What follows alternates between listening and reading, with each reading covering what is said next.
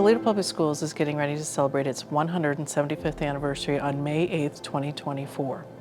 And we are standing at the National Museum of the Great Lakes, and there is a TPS exhibit featuring 3 stories on how the Maumee River helped and hindered TPS. One of the more interesting stories is how students who lived on the east side of the river had to navigate their canoes across the river in order to attend classes with Harriet Whitney, who was the first female teacher in the 1830s.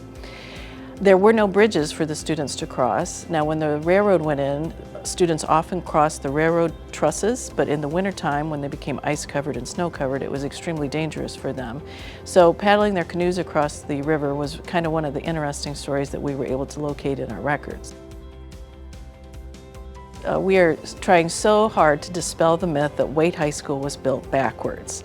It was always intended to face East Toledo and not the river. And so the story is that the architect, David L. Stein, committed suicide after he realized that he had built the school backwards, but that in fact is not true. It's an urban legend.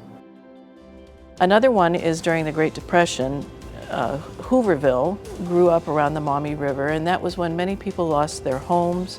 They were not able to pay their rent, and so they lived in shanties or houseboats along the river. And students actually still had to attend school, and in fact many of them did attend school and so that they could get a hot meal at lunchtime.